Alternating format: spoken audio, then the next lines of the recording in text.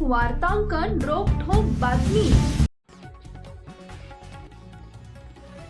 विधानसभा आणि स्थानिक स्वराज्य संस्थांच्या निवडणुकीच्या तोंडावर भरघोस विकास कामांची आश्वासनं देणाऱ्या सत्ताधारी पक्षाच्या धोरणामुळे ग्रामीण भागातील विकास ठप्प झाला।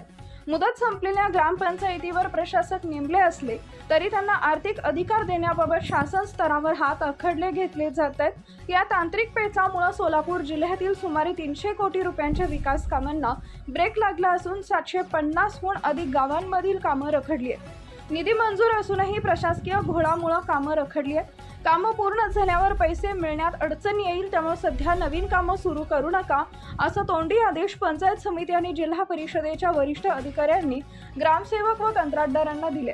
त्यामुळे मंजूर झालेली सिमेंट रस्ते, गटारी आणि समाज मंदिरांची कामं कागदावरच राहिली। जलजीवन मिशन योजनेअंतर्गत पाणी पुरवठ्याच्या जिल्ह्यात 1000 योजना मंजूर झाल्या।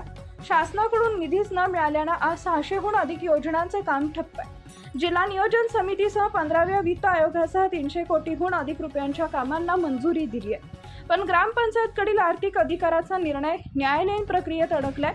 शिवाय ग्रामपंचायत निवडणुकांबाबत अद्याप कोणतीही घोषणा नसल्यानं 300 कोटींची विकास कामं पूर्ण होण्यास वर्षाचा कालावधी लागण्याची दाट शक्यता आहे। ग्रामपंचायतींची मुदत संपल्यानंतर प्रशासक नियुक्त केलेत, मात्र त्यांच्या आर्थिक मर्यादेबाबत आणि देयके अदा करण्याबाबत राज्य शासनाकडून स्पष्ट मार्गदर्शक सूचना येणं बाकी आहे।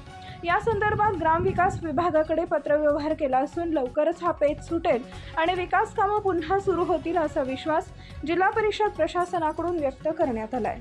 महाराष्ट्रातील महत्त्वाच्या आणि ताज्या बातम्या पाहण्यासाठी आमच्या जय हो न्यूज चॅनलला सबस्क्राईब करा आणि बेल आयकॉन प्रेस करा।